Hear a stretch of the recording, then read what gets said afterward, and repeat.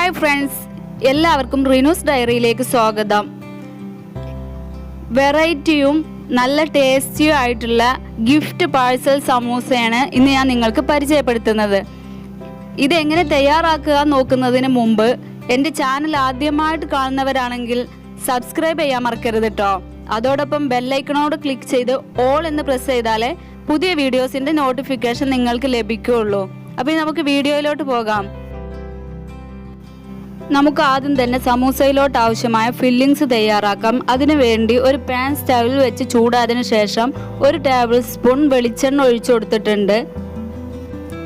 എണ്ണ ചൂടായി വരുന്ന സമയത്ത് ഇതിലോട്ട് ഒരു മീഡിയം സൈസ് സവോള കട്ട് ചെയ്തതൂടെ ചേർത്ത് കൊടുക്കാം. ഇതിലോട്ട് ആവശ്യമായ ഉപ്പ് ചേർത്തിട്ടൊന്ന് ഇളക്കി കൊടുക്കാം.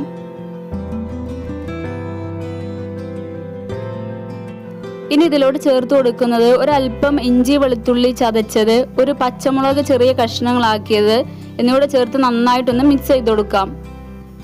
അതിനുശേഷം ഒരു ചെറിയ കഷ്ണം കാപ്സിക്കം കട്ട് ചെയ്തതൂടെ ചേർത്ത് നന്നായിട്ടൊന്ന് വഴറ്റിയെടുക്കാം.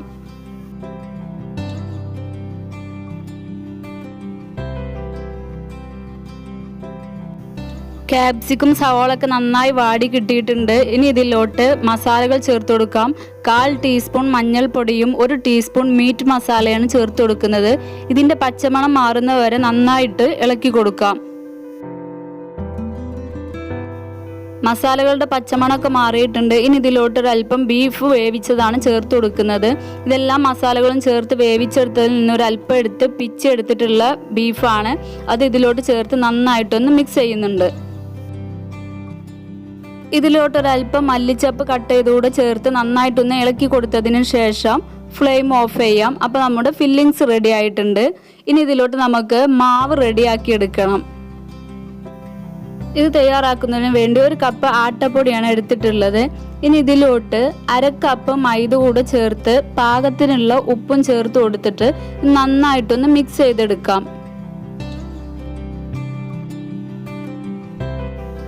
ഇനി ഇതിലോട്ട് 1 ടീസ്പൂൺ ഓയിലൂടെ ചേർത്ത് കൊടുക്കാം. എന്നിട്ടൊന്ന് മിക്സ് ചെയ്തതിന് ശേഷം പാകത്തിനുള്ള വെള്ളം ചേർത്ത് കൈ വെച്ച് നന്നായിട്ട് കുഴച്ചെടുക്കാം.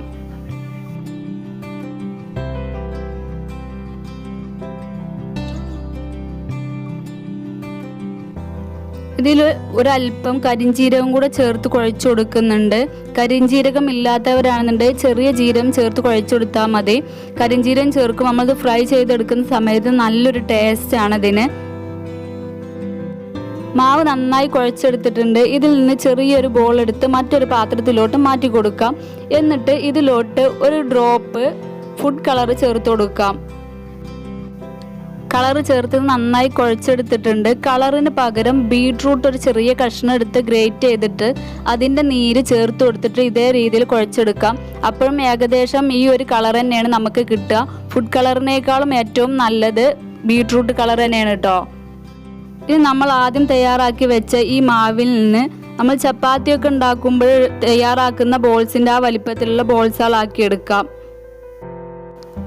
ഇനി ഇത് ചപ്പാത്തിയൊക്കെ പരത്തിയെടുക്കുന്നത് പോലെ തന്നെ പരത്തിയെടുക്കാം. ചപ്പാത്തിനേക്കാൾ ഒന്നുകൂടെ കട്ടിയായിട്ട് പരത്തിയെടുക്കണം. അത്ര തന്നെ തിന്നായിട്ട് പരത്തിയെടുക്കണ്ട. ഈ ഒരു വലിപ്പത്തിലാണ് പരത്തിയെടുത്തിട്ടുള്ളത്. അതുപോലെ എല്ലാം പരത്തിയെടുക്കാം. ഇതുപോലെ തന്നെ റെഡ് കളറിൽ ചെയ്തു വെച്ചതും പരത്തിയെടുക്കാം. എന്നിട്ട് ഈ ഒരു വീതിക്ക് മുഴുവനായിട്ട് കട്ട് ചെയ്തെടുക്കണം.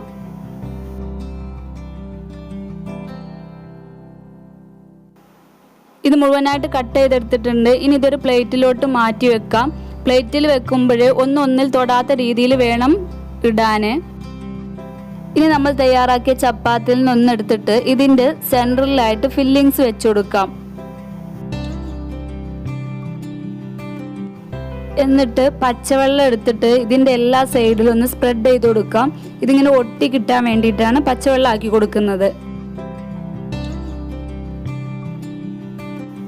അതിനുശേഷം ഈ ഒരു രീതിയിൽ നമുക്കിത് ക്ലോസ് ചെയ്ത് കൊടുക്കാം.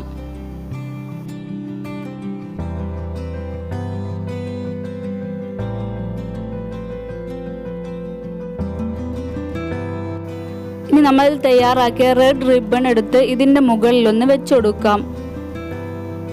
എന്നിട്ട് അത് മറിച്ചു കൊടുത്തതിന് ശേഷം ഇതും വെള്ളം വെച്ച് ഒന്ന് ഒട്ടിച്ചു കൊടുക്കണം.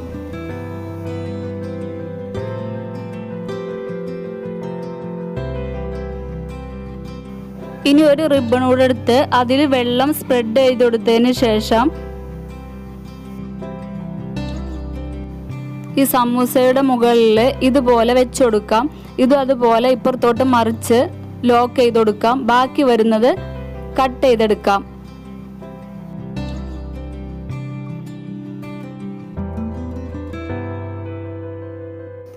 ഇത് മുഴുവനായിട്ട് ചെയ്തെടുത്തിട്ടുണ്ട്. ഇനി നമുക്കിതൊന്ന് ഫ്രൈ ചെയ്തെടുക്കാം. ഫ്രൈ ചെയ്തെടുക്കാൻ വേണ്ടി എണ്ണ നന്നായി ചൂടാക്കി എടുത്തിട്ടുണ്ട്. ഇനി ഇതിലോട്ട് ഓരോന്നായിട്ട് ഇട്ടുകൊടുത്ത് ഫ്രൈ ചെയ്തെടുക്കാം.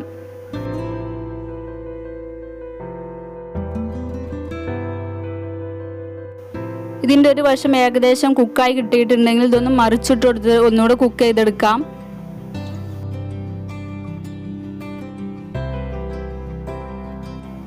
അപ്പോൾ ഇതിൻ്റെ രണ്ട് വശം നന്നായി കുക്കായി കിട്ടിയിട്ടുണ്ട്. ഇനി നമുക്കിതൊരു പ്ലേറ്റിലോട്ട് മാറ്റാം.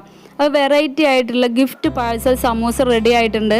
നിങ്ങൾക്ക് എല്ലാവർക്കും ഇഷ്ടപ്പെട്ടിട്ടുണ്ടാവുമെന്ന് വിചാരിക്കുന്നു. ഇഷ്ടപ്പെട്ടാൽ ലൈക്ക് ചെയ്യുക, അതോടൊപ്പം തന്നെ ഷെയർ ചെയ്യുക. നിങ്ങളെല്ലാവരും ഒന്ന് ട്രൈ ചെയ്ത് നോക്കുക. ട്രൈ ചെയ്ത് നോക്കുന്ന സമയത്ത് ഫീഡ്ബാക്ക് അറിയിക്കാൻ മറക്കരുത്. ഇതുപോലെ പുതുമയുള്ള മറ്റൊരു വിഭവമായി അടുത്ത വീഡിയോയിൽ കാണാം.